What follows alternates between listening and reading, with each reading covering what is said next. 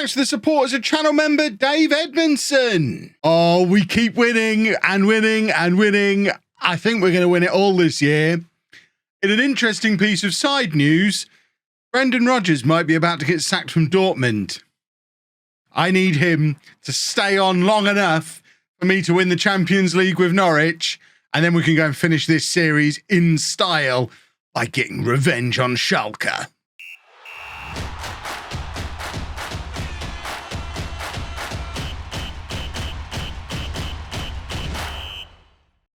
Hello, welcome to Club 4, part 38 of Non-League to Legend. I'm Kevin. Coming up on today's episode, we have two games for you. One in the Champions League away against Monaco and the other one at home against our title rivals, Manchester City, in the Premier League. Since you were last with me, this is what's been going on. I mentioned in the intro, we've been winning and winning and winning and winning. Weirdly, the only team we couldn't beat, at least via normal time and not having to resort to penalties, was Sheffield Wednesday in the EFL Cup fourth round. It took us penalties to get past them. We even brought on Schultz and Delgado towards the end of the game, and it still wasn't enough. Luckily, those two boys did score their penalties. Shepherd didn't, but we still made it through. But yeah, as you can see, a very rotated team. Just wasn't really able to create anything, to be fair. I was playing Gilberto Carlos as a striker, so we try things out in the EFL Cup. When you're not looking, I try things out, see what works. But the Premier League is looking very nice. We are 3 points clear at the top. Manchester City, who I would still consider our closest rivals, are 4 points behind us. West Ham and Southampton, combined with us, making it look like a very, very strange Premier League top four in 2033. But we'll worry about that in a minute. For now, it's all about the Champions League and just confirming our spot at the top of the group. We're already qualified. We're playing Monaco, who only have 1 point so far. Bearing in mind, we put, was it 9 goals? It was 9 goals. We put 9 goals past Besiktas, who beat Monaco earlier in the tournament. They beat Monaco at Monaco. So this could be an absolute goal fest, or it could be a big steaming pile of epic disappointment as we get a little bit too big for our boots. But this is the team we're sending there. We actually sent Delgado on holiday. He's still a young lad. He's played pretty much every minute of every game, both for us and Spain. He's just been voted the 15th best player in the world on that goal top 50 thing. Our only player in the top 50 for best players in the world. I think Schultz and Pedro Luis should probably have something to say about that. But we're giving him a little bit of a break. He doesn't need to play Monaco, but it does give Casolare a rare opportunity for a start. And he is starting to get a little bit frustrated that he's not getting any game time. I mean, he had the opportunity to leave and go to Milan in the summer. PSG are now interested in him, but so are Atalanta. And the Atalanta one really does tickle my fancy because, of course, Julian Alvarez is now in his second season at Atalanta. I would be perfectly happy to do a swap deal. Casolari for Alvarez, bring Gaza back in the summer. Tammy Abraham can then retire and Alvarez can come back in after a couple of years away and reassume his position as the club legend, club veteran that Tammy Abraham has been occupying for the last couple of years. But the team for Monaco, we've got Hoyenhal in goal, a back four of Aranua, Mura, Fernandez and Paviot. You can see Dave is really wagging his tail in front of that light behind me. Goodness me. Navarro at the base of the midfield, Janasek and Tipple ahead of him, and then Schultz in behind Casolare and Pedro Luis. Let's get this team submitted. Get this dog out of the room, and then we'll kick on with this match. Right, dog removed. Let's get this team submitted, and hopefully rattle in a bunch of goals again. I mean, it's the main reason I'm showing you this match. I had a lot of fun yesterday, scoring all those goals against Besiktas. It's an away day in Europe again. The Norwich fans are expectant. They've come to Monaco expecting another absolute pile of goals. Now we just need to see if we're able to deliver it again or if expectation gets a little bit too high. Or, to be fair, if not having Delgado in the team makes a significant difference as well, because Casolari and Pedro Luis, as wonderful as they are, they're no Delgado. And he has been a huge goal threat for us all season long. Right, we've got Paviot on the right-hand side, looking to get a move building down there. Plays it infield to Casolari, who's dropped deep, and now Paviot has got himself into this crossing position that he loves so much. There's the deep cross. Casolari's got him on the end of it. Pedro Luis is there to tap it in, and that is a wonderful goal. Casolare there. I mean, I unfairly give him far too much stick because he is a wonderful player and he's shown it there.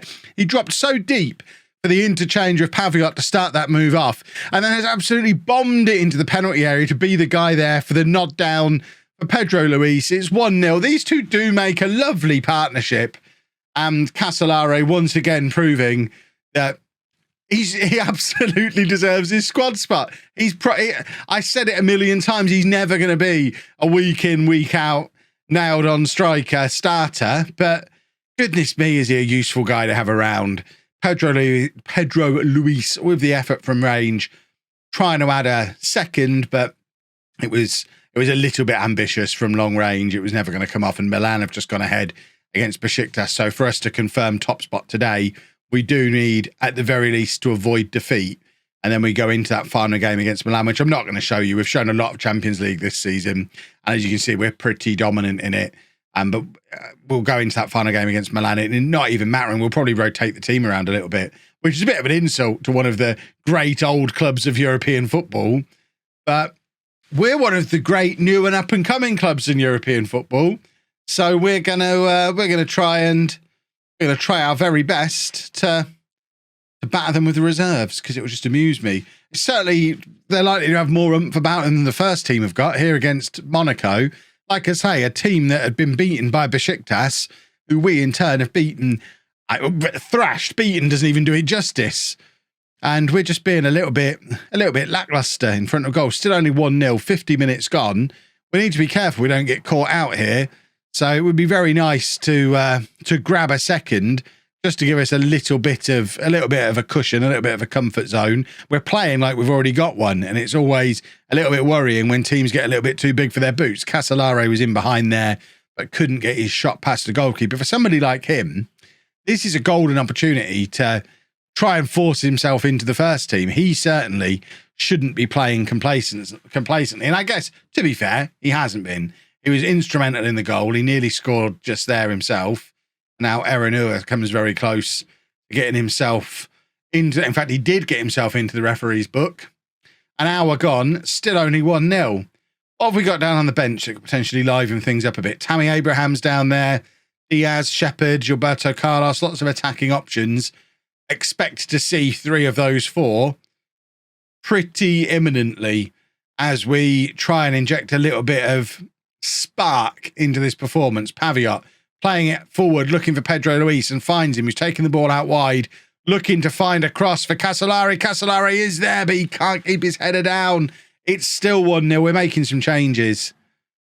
We need to light a fire under this lot somehow. Gilberto Carlos is going to come on for Schultz. We're also taking the opportunity to rest some players who've played a lot of football this year. I think we take off Pedro Luis here as well. Swap those 2 round. So Diaz, Gilberto Carlos, Tammy Abraham all on. And we just see if some more of the fringe players might come into the team with an attitude of trying to earn a spot. It is very reminiscent of that Sheffield Wednesday game that I was talking about, the Carabao Cup game, the only game we've not been absolutely dominant in all season. And I don't know, it does make me wonder, yes, we've got a great first team. How good is our strength in depth? How good are these fringe players? It always worries me when you see a fringe player that we've decided we're going to move on, like Asa Walsh, doesn't get a move to another team that's threatening a European spot. They drop down into the Championship. And I do look at the likes of Griffin Diaz and Gilberto Carlos and think, if I sold you, where would you end up at this stage of your career? Why am I all blurry all of a sudden? Come on, camera, focus on Kev. Look at me, there I am. Lovely stuff. I don't know how long I was blurry for. I'm moving around too much. I think this is the first video I've recorded standing up on the new desk. I've done a bit of streaming in a standing position, and sometimes if I move around a little bit too much, the camera does drift because it's trying to autofocus on... I don't know what it's trying... I don't really understand the technology, but I'll try and keep an eye on it, and if I do go blurry, try and bring myself back. And I'll try my best to stand still, but have you ever tried standing still and having an animated conversation and not just like moving around all over the place and getting into it? It's close to impossible. There was a penalty shout there for Monaco, and this is exactly what I mean about the danger of us getting caught out. If we concede a goal there, it's 1-1. we're letting Milan back into the group at that point. We've scraped through 1-0. We are not the finished article yet. We definitely have complacency in us. It needs stamping out. Right, we're going to play Everton off camera, hopefully pick up a win, and then we'll be back for the Manchester City game, where a win in that is huge when it comes to our aspirations of retaining our league title. One nice, comfortable win over Everton later, a 5-1 away win, with Tammy Abraham grabbing a couple of goals out. And good to see Casolare and Tammy Abraham both in the goals in that game. Means the league table going into the Man City game is like this. They were close rivals of ours earlier in the season. They're now 6 points behind. A win for us at home today puts us 9 points ahead of them and effectively kills off their title race before the halfway point of the season. They'll probably argue otherwise. Arsenal are starting to emerge, though we do have a game in hand over them, and West Ham just keep winning, which is, it's an odd one, but they do just keep winning. But this is the team we're putting out there for the Manchester City game. We've got the return of Delgado after his little holiday. He's missed both of the last couple of games. It's Hoyenhal in goal, a back four of Erenur, Mura, Fernandez and Paviot. Navarro in midfield, Janusek and Tippel ahead of him, Schultz behind, Pedro Luis and Delgado. Delgado is being rumoured to be on shortlists for Ballon d'Or, World Player of the Year, all that kind of stuff. So we definitely have a good one in Delgado. I think the shortlist that was mentioned for the Ballon d'Or was Erling Haaland, Kylian Mbappe, Adeyemi and Delgado. Delgado's the only newly generated player who makes that shortlist. So that's interesting. If he's in that kind of bracket, we've really, really, really got a good one. Pedro Luis with the flick on to Delgado, and it's just wide. That would have been a very nice opportunity while I was talking about him for us to put us 1-0 up against a Manchester City team that just so happens to have two of those players that I was talking about in it. Not the one who's won the Ballon d'Or the last 6 years, I think, in a row, which is Erling Haaland. If you're starting an FM22 save, I'm wondering, do I go Mbappe? Do I go Haaland? Haaland's the one, it seems. Pedro Luis has just scored, though, to put us 1-0 up. He doesn't want us to forget about him. He might not ever be a Ballon d'Or winner, but he is Brazil's starting striker. He is the reigning Premier League Golden Boot holder, and he is starting to score goals for us this season as well. That's number 6 for him. It's very much Tammy Abraham style, the far post header, nodded in past the goalkeeper, and we are 1-0 up, and that league table is looking delicious. Fernandez heads clear from the Manchester City corner, and Delgado just misses out on, if he'd have just got there, I mean, it would have been a beautiful counter-attack, but in the end, it is City who continue to hound our goal, but Tippel does brilliantly to intercept. Again, playing it forward to Delgado, and it comes straight back at us again. It seems the one thing missing from his play is some hold-up play. He doesn't really have much in the way of any aerial ability, which is, I mean, Pedro is certainly more of a complete striker than Delgado is. But what Delgado does, he does very, very well. Just being there as the release ball for stuff like this. Unless you're hitting it over the top, he's not quite as good at holding the ball up and bringing other players into the match as Pedro Luis is. There is that Mbappe fella that we were talking about before, taking him slightly longer than Pedro Luis to hit 6 goals this season. To me, that puts them on the same level. Pedro Luis should be in the discussions for Ballon d'Or, just like the rest of them are. But apparently, I'm not on the voting panel.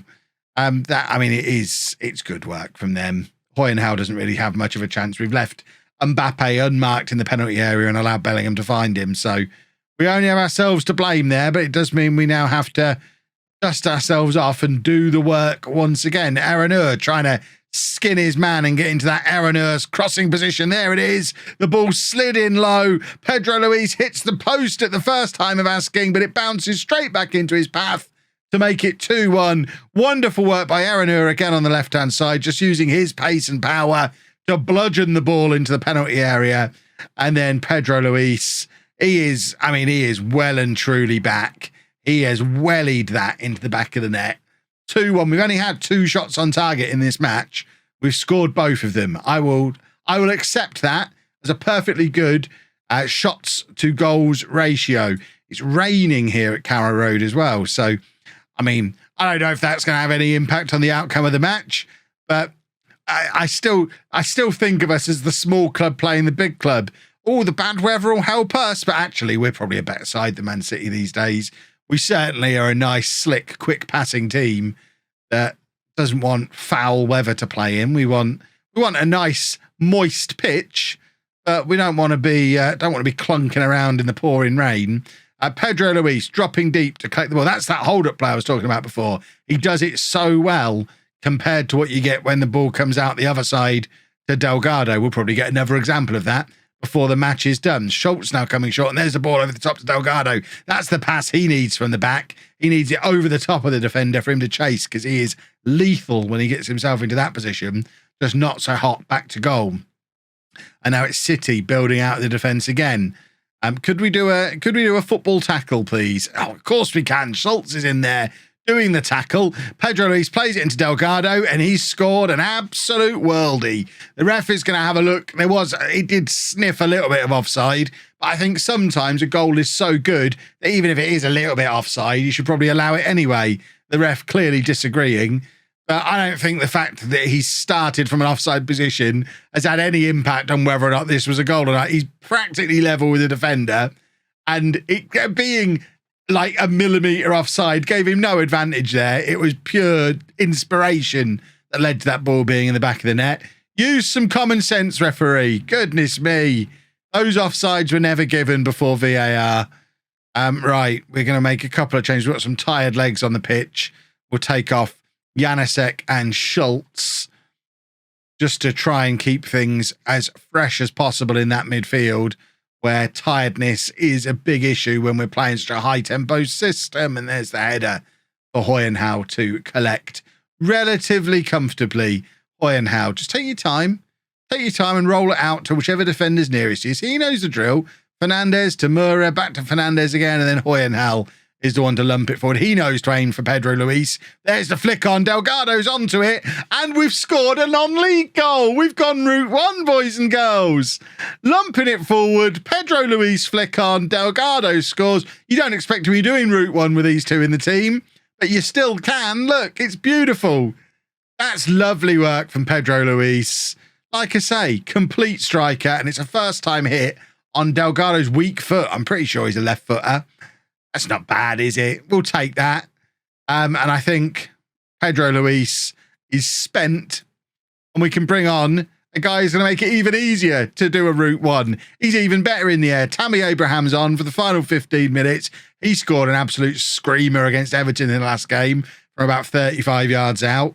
So he's in form, and so's Tipple. Tipple's always in form. I still don't understand how at 27 years old, Etienne Tipple still only has 2 England caps. He's been such a key player for us for so long. There just must be a lot. I mean, I imagine one of the reasons he's in Manchester City's team today. Jude Bellingham is probably quite in the way.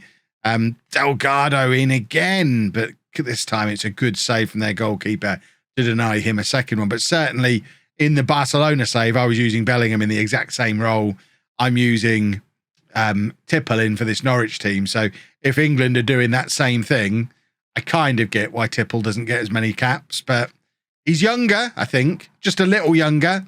So he might get a few more before his days are done. But importantly, we've got a 2-goal cushion with 5 minutes to go. Manchester City are now 9 points behind us. And look at our goal difference compared to everybody else's. We're going to win the Premier League again, folks.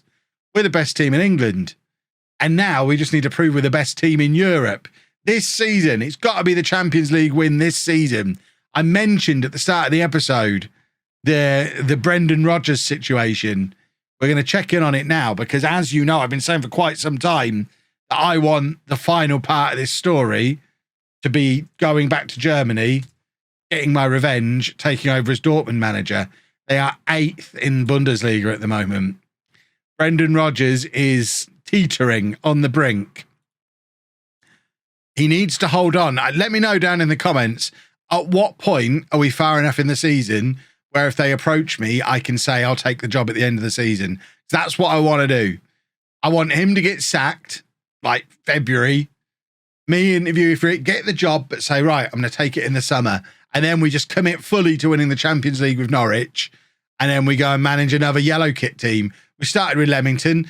I mean, okay, we had a couple of odd ones out on the way, a couple of blues. Clearly, this is the yellow save. So Dortmund is the right place to end up. And it does give me that opportunity to get my revenge. Revenge will be had in this save as long as Brendan Rodgers cooperates. I don't want him to get sacked now because then then I'm in the situation where I've got to go now or not at all. Neither of those seem like good options. If you've enjoyed that, please make sure you leave a nice big thumbs up on there for me. Subscribe to the channel for daily Football Manager videos. And thank you very much for watching.